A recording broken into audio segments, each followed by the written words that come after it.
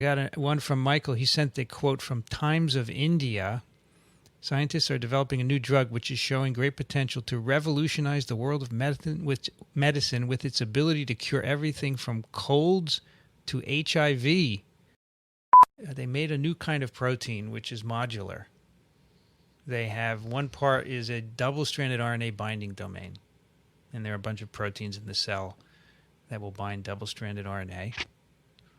And then there is a domain that will activate the apoptotic pathway, that is the programmed cell death pathway. And then finally there's a domain that will help get this protein into cells. So three different domains, I guess, right? Right. I was reading, I don't know what you guys think, but just reading the introduction kind of left me wondering if these individuals have ever thought about viruses before. First, the statement, currently there are relatively few antiviral therapeutics. Few to me is a couple, right? Yeah. I think they're over 30. Some for herpes and influenza.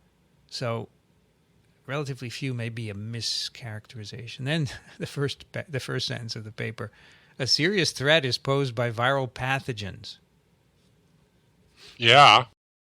So key to this, as I understand it, is that the apoptosis-inducing functions need to at least dimerize, if not oligomerize, to have activity. Right. And it is the binding of these modular proteins side by side on double-stranded RNA that brings the domains of the anti-apoptosis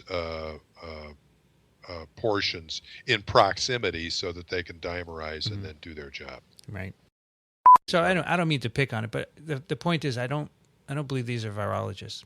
Mm-hmm. Anyway, they call it the approach they call double-stranded RNA activated caspase oligomer, or Draco. Would you pronounce that Draco? I guess Malfoy would. Yeah. They make this statement: uninfected mammalian cells generally do not produce long double-stranded RNA greater than 21 or 23 base pairs.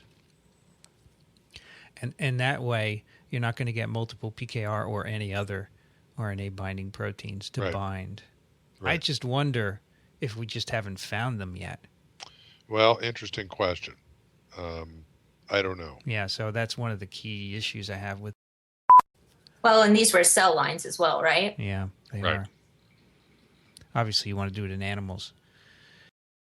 So they do have one animal experiment. They infect mice with influenza virus. Actually, they got two. They do. Minus one through day -1 through day 3 is the treatment. Okay, fine.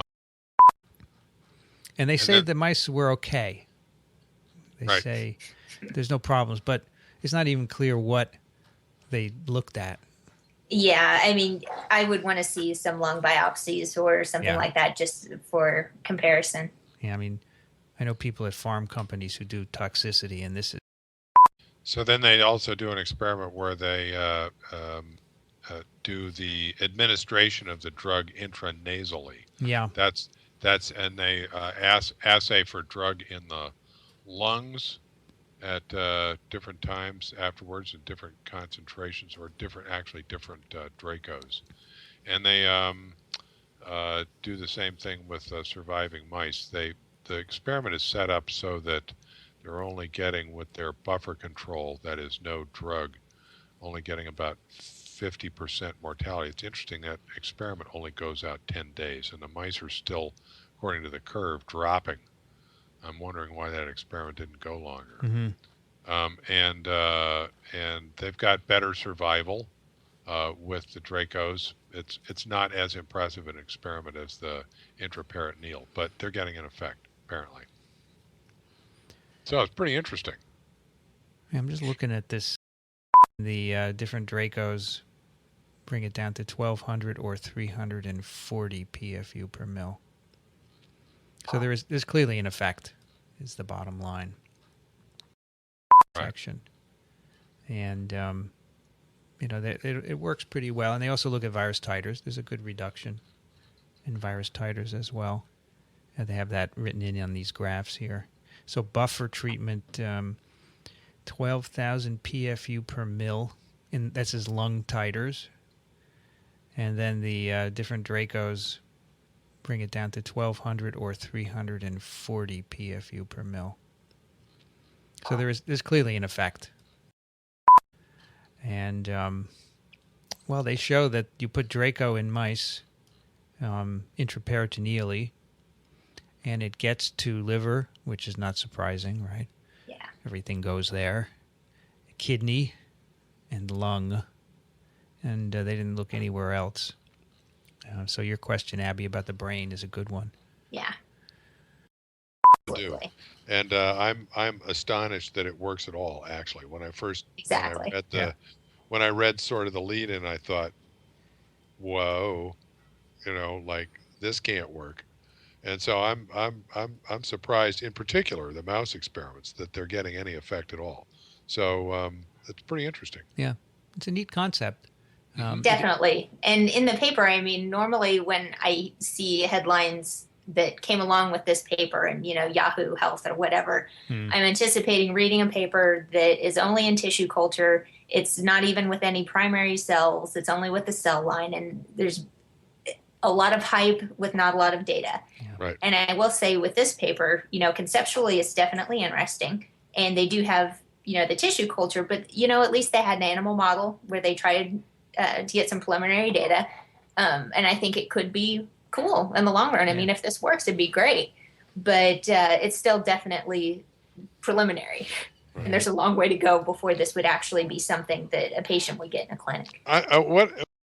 An interesting question here is, can you imagine a virus evolving to be resistant to this? Right. That Carla brought that up in her little quote in the Times article, and I think that's one of the strengths of this is that you're tinkering with a cellular pathway, basically, and so it's harder to imagine how a virus might come up with resistance.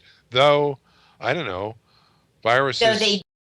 Yeah, that's a really good point. You can imagine this going to a more traditional journal and everybody, the editors sort of poo-pooing it and saying, no way. So it is a good outlet for a paper like this. I'll bet they tried Nature or Cell or something. Yeah, I'm sure. And they just wanted a billion other experiments, which is always the case.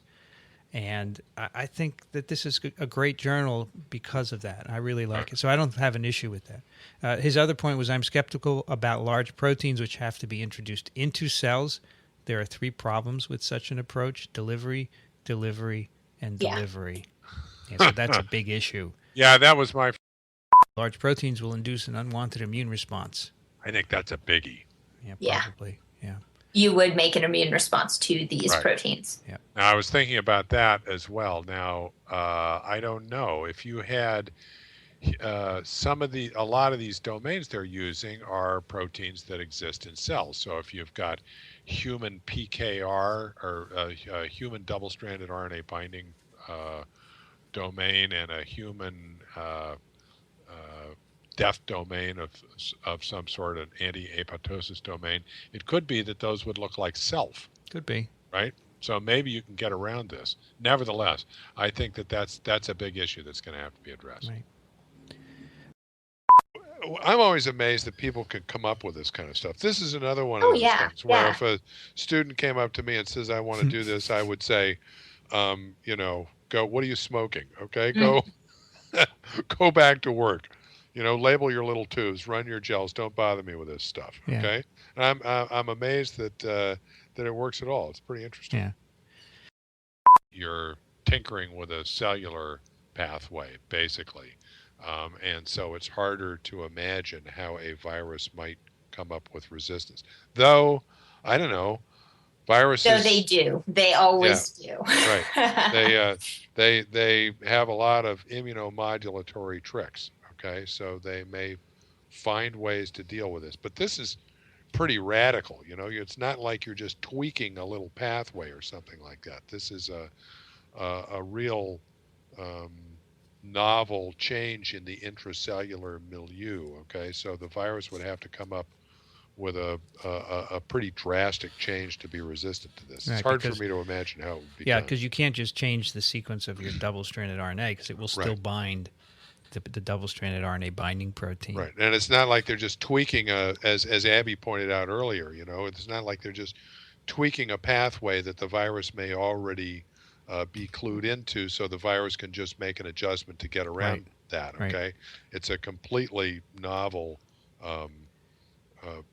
mechanism that they're introducing. But Rich, for some viruses do encode inhibitors of apoptosis. Absolutely. So you can imagine that they might be able to modify those in a fashion to get Right. around this. Whereas those viruses that do not are not likely to acquire such an inhibitor Right. of apoptosis, right? Right. And I would imagine that let's say this does actually make it to the clinic. The drug would probably be reserved for an elderly individual or maybe an infant that can't get over influenza or something like that. Whereas to develop resistance to a drug like that, it would need to be constant. So I'm thinking more of if everybody took this drug all the time.